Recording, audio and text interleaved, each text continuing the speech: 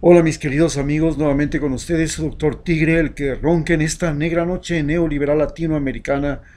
sudamericana y ecuatoriana, que enfrentamos el nubarrón de Bolivia en este momento, una oscuridad que nos llena de zozobra y que nos hace pensar. Hoy hablaremos al respecto y para eso les voy a contar lo que he escrito y dice: hoy Bolivia despierta como un país sin gobierno, con un presidente destituido por la masa rancia y racista burguesía de Latinoamérica, gracias a la policía y al ejército de ese país. ¿Por qué no fue posible esto en Cuba, Venezuela y Nicaragua, que también tienen gobiernos de izquierda? Es que en ellos había un ejército adverso a los soldados norteamericanos que se había estructurado luego de décadas de dictaduras pro-norteamericanas y de gobiernos títeres de la Casa Blanca. En apariencia, en los países que no seguían la línea de Washington, la población perdía la posibilidad de compra, abastecimiento y libertad, porque solo podían elegir entre lo que los gobiernos sostenidos por ejércitos adversos al Pentágono les ofrecían, que eran sobre todo conquistas sociales. Pero hasta hoy, estos gobiernos carecen de mecanismos para sortear el bloqueo comercial, de transporte y de la información, que son las armas de primera mano del imperio norteamericano. Entiéndase bien como imperio norteamericano a lo que es el Departamento de Estado, el Pentágono y la Casa Blanca, que son un mundo aparte de lo que es el resto de los Estados Unidos, que son sus universidades, industrias, sus cortes de justicia, infraestructura, servicios. Es lo que se llama los Estados Unidos profundo, un espacio que, como muestra la mente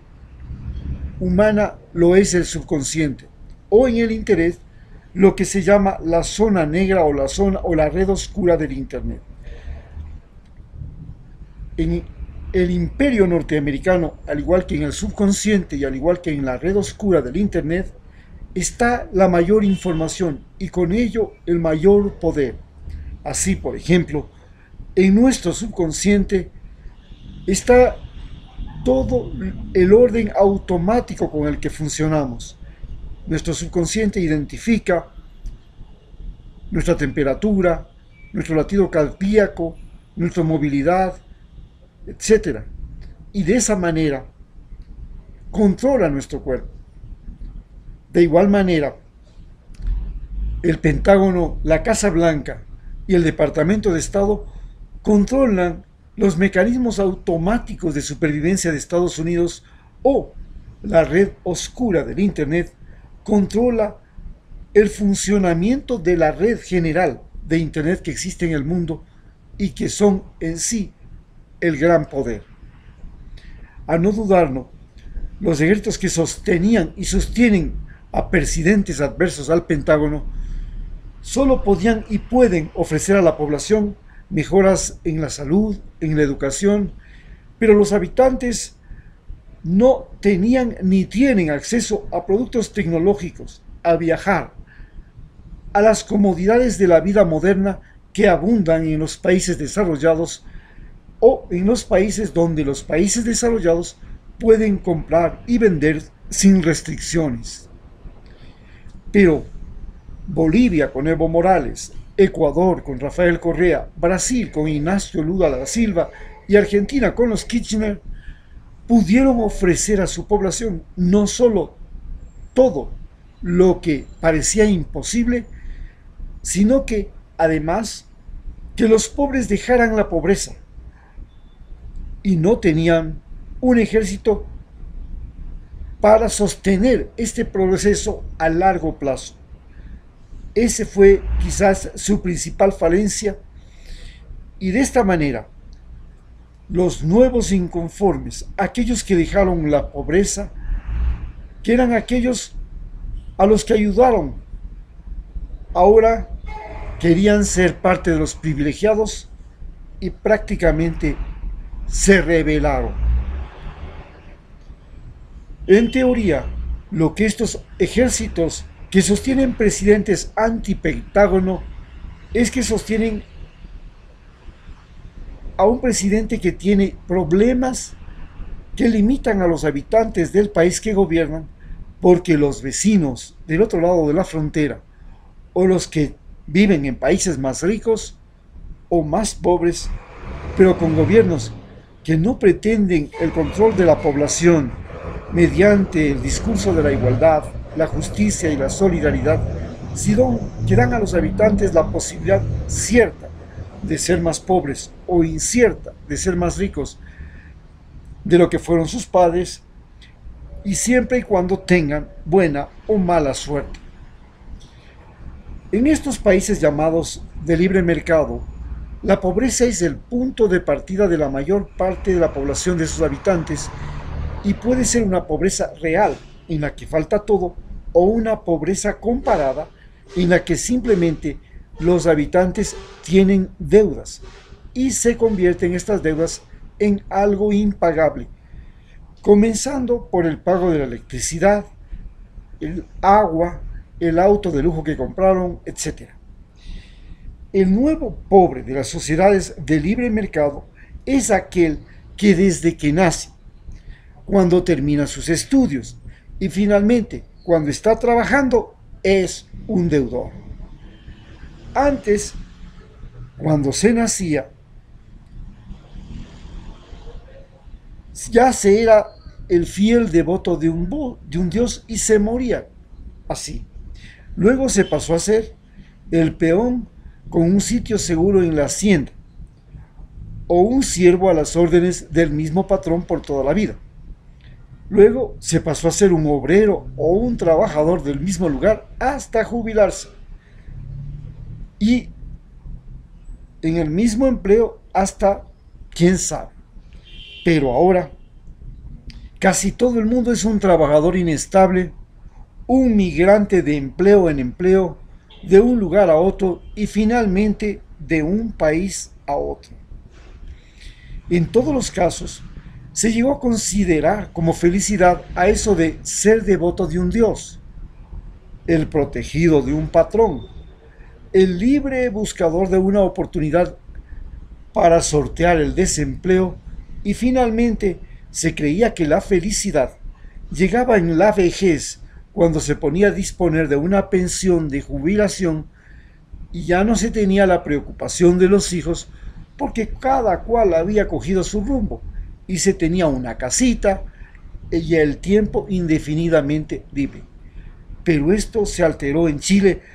donde llegar a la vejez y ser jubilado es volver a ser pobre, pero además pobre con achaques. El socialismo marxista planteó la posibilidad de que todos los habitantes de un país tuvieran salud, educación, vivienda, transporte, seguridad personal, seguridad jurídica, jubilación, a cambio de trabajar en lo que esté disponible. Nadie sería un individuo sin su casita, sin educación, sin salud, sin vivienda, sin transporte, sin seguridad jurídica, sin jubilación. Aunque no sea precisamente trabajando en lo que le guste, sin que eso significa que no faltaba la posibilidad de ser un actor, un científico, un deportista o aquello en lo que demostraba virtudes personales. A este sistema de trabajar siempre y estar siempre ocupados a toda la población se lo llamó pleno empleo. Se trataba de construir una sociedad donde el individuo pudiera trabajar en lo que percibía que más le gustaba, excepto por supuesto en lo que se consideraba delito, como la prostitución, el robo, la delincuencia. Pero la población terminó trabajando en lo que el gobierno decidía que debía trabajar, y lo hace hasta ahora de mala gana, pensando que es más feliz el perro callejero que se muere de hambre al otro lado de la cerca, pero que decide en todo por sí mismo, que él que se siente como un perro tras las verjas llamadas fronteras en un país del que no puede salir sin permiso del gobierno.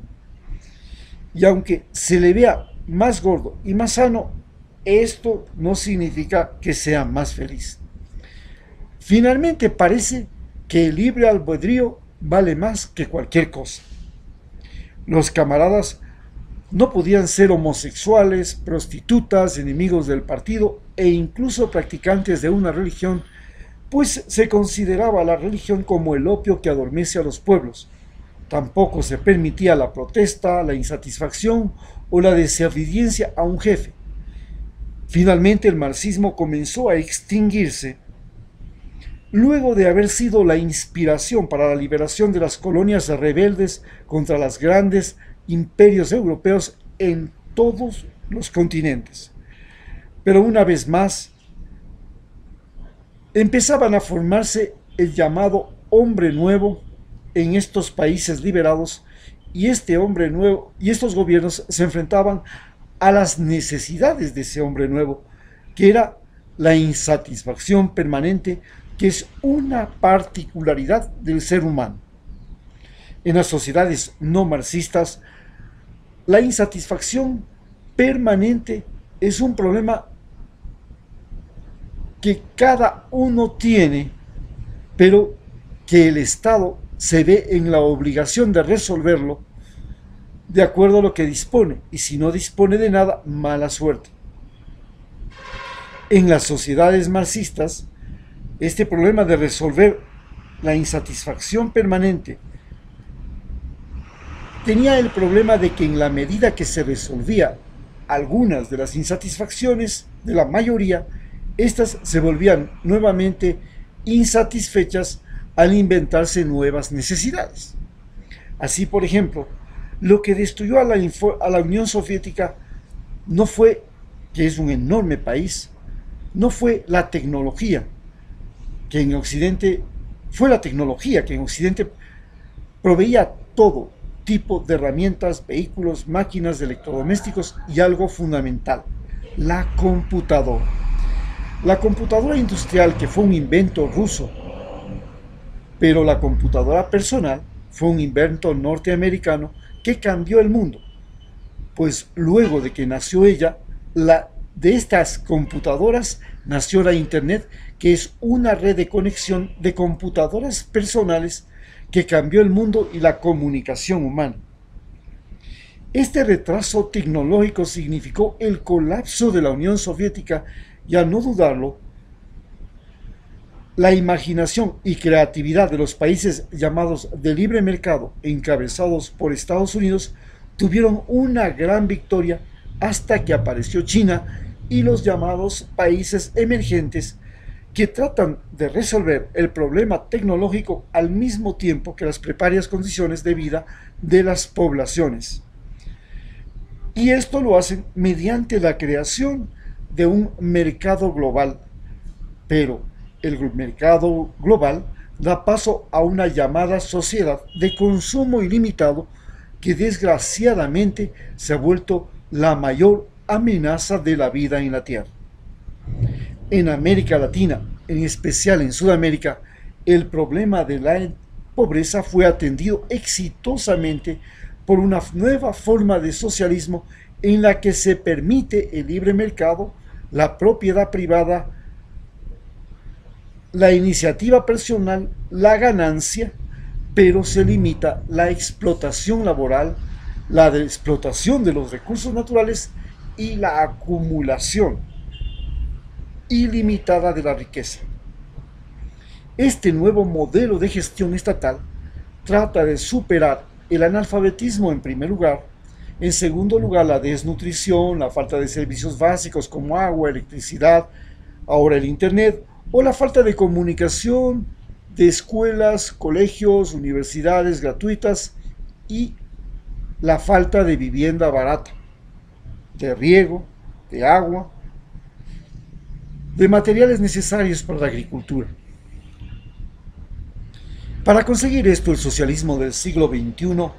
evita que las empresas transnacionales el capital financiero nacional e internacional, el Fondo Monetario, el Banco Mundial,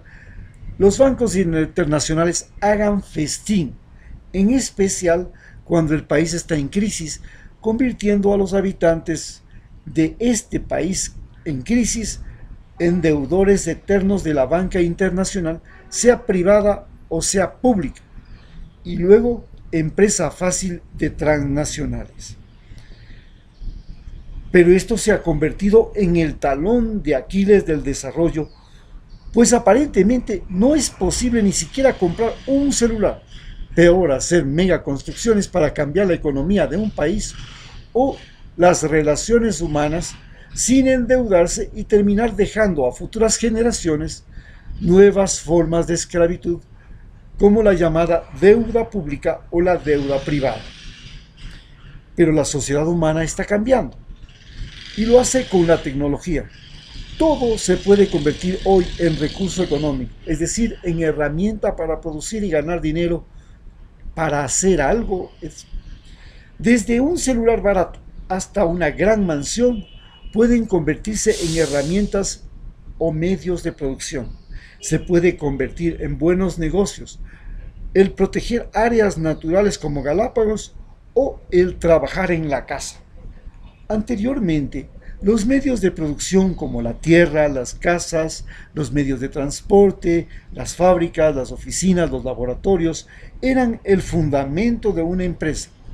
Hoy lo es todo. Es posible convertir en medio de producción al mismo cuerpo humano y arrendarlo, sea como prostituta, pues en eso se basa el tráfico humano,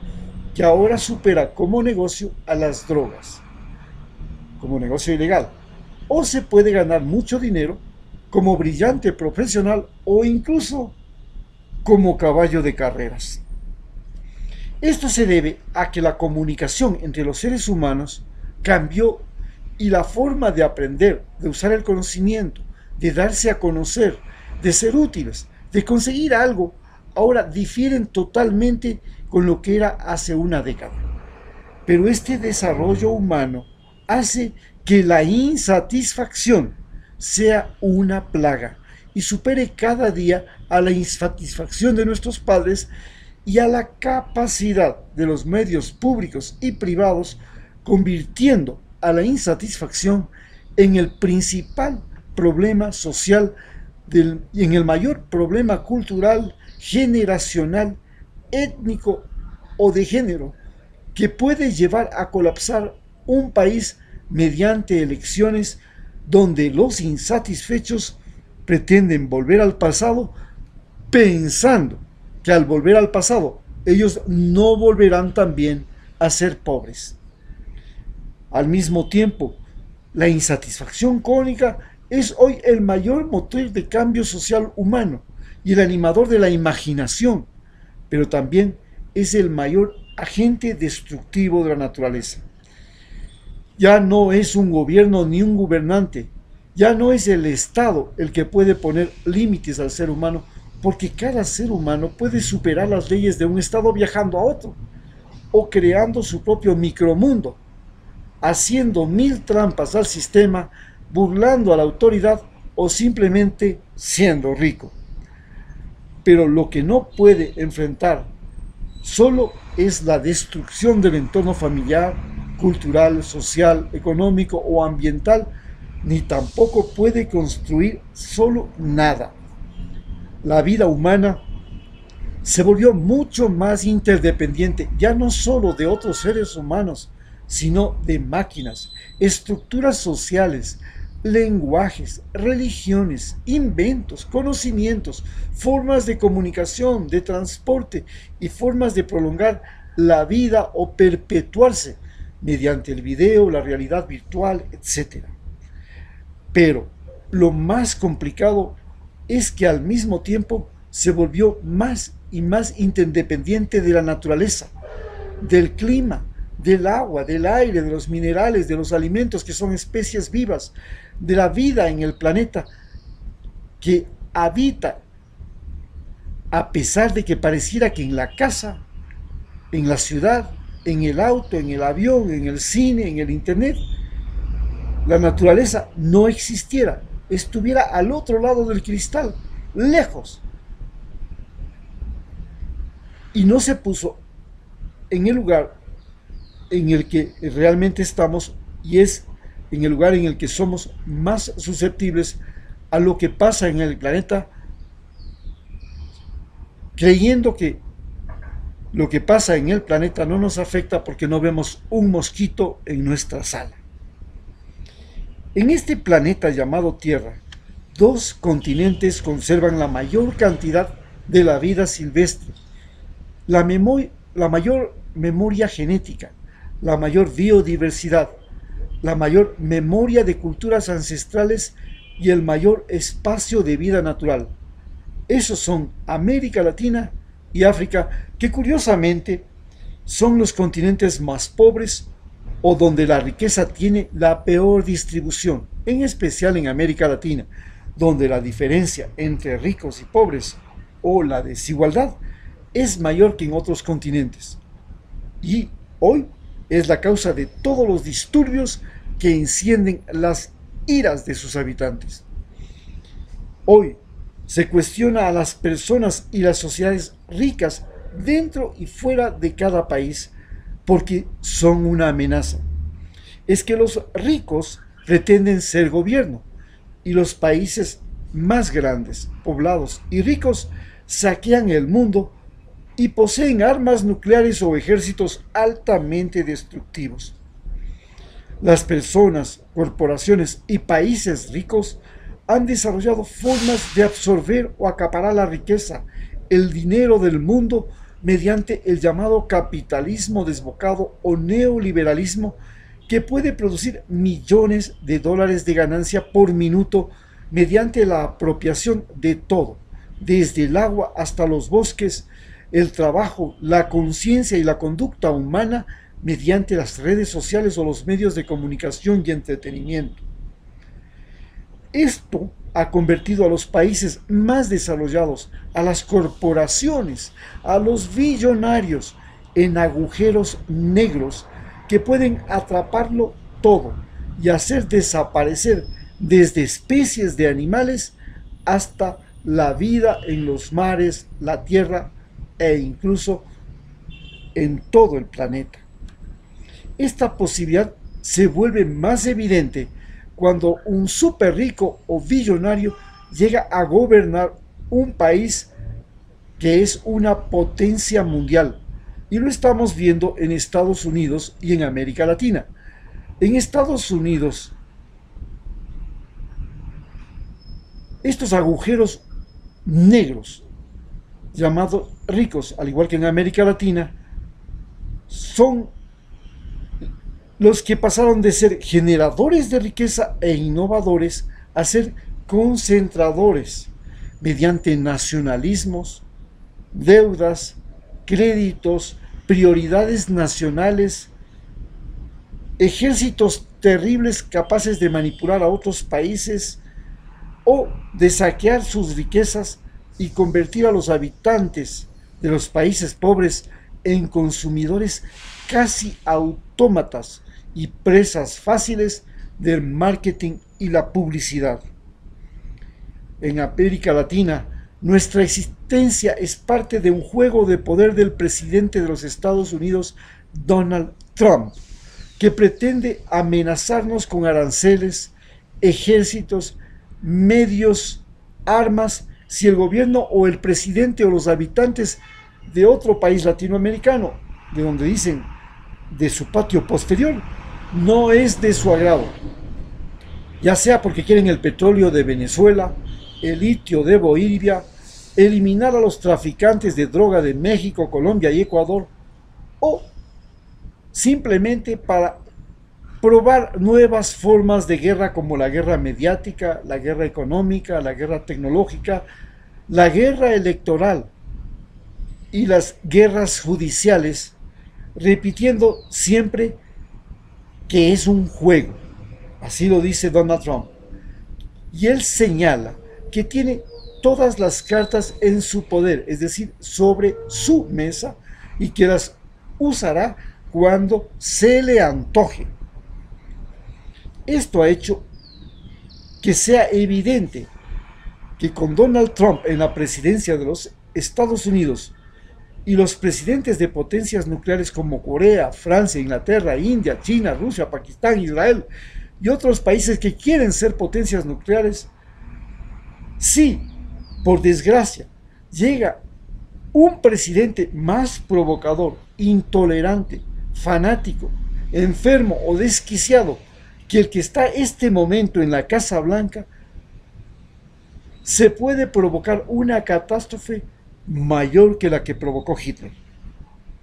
Hemos sido testigos de la locura de Trump, que ha provocado catástrofes humanitarias en Siria, en Venezuela, en Yemen. Ha estado al punto de producir una guerra nuclear con Colombia. Lleva una carrera armamentista con Rusia y está a punto de colapsar la economía mundial mediante una guerra comercial con China. En América Latina, su imprudencia ha llevado al poder a un fascista en Brasil, uno de los países grandes y ricos del mundo, sobre todo en biodiversidad, electo de una manera tramposa que no tiene escrúpulos para incendiar la Amazonía y está destruyendo la mayor reserva de biodiversidad e información genética del mundo para nuestros propios hijos y para producir todo solamente más carne de ganado. Hoy, la estupidez de un niño caprichoso desde la infancia, Mr. Donald Trump,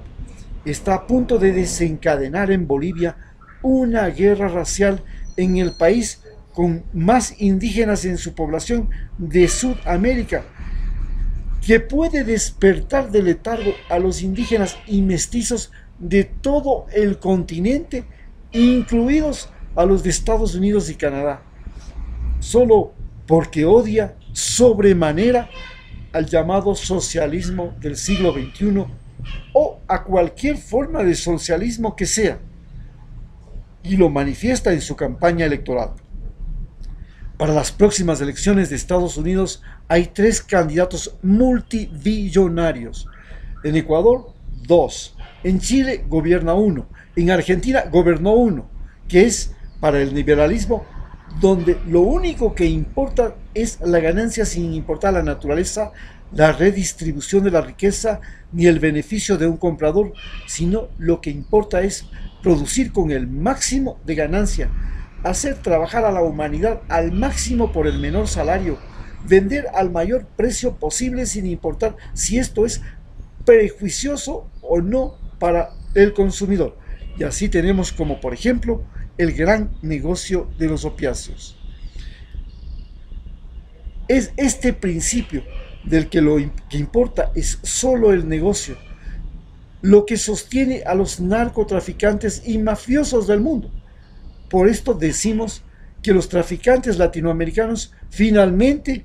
son los mejores adversarios de un presidente desorientado, cruel e imprevisible, como los piratas fueron los mejores adversarios del imperio español.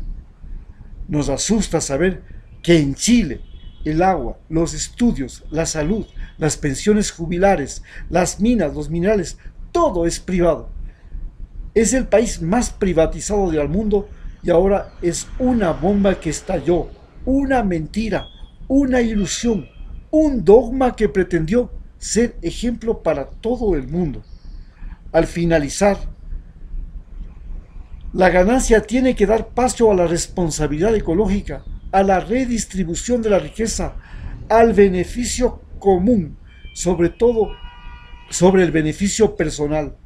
al viejo concepto de que un buen negocio es aquel en el que la naturaleza no se destruye, el proveedor no pierde, el transportista gana, el vendedor también gana, el comprador es feliz con su compra y hasta el país se beneficia con algún impuesto, y que un mal negocio es aquel en que uno solo de estos actores, la naturaleza, el productor, el transportista, el fabricante, el vendedor, el comprador o el gobierno, de donde proviene el bien, pierde. Un buen negocio en los tiempos modernos, al igual que un buen gobierno, es el que piensa y relaciona todo y evita los perjuicios de todos los actores. Y un mal gobierno es el que empieza en el beneficio de unos pocos para crear con ese pretexto riqueza. Muchas gracias.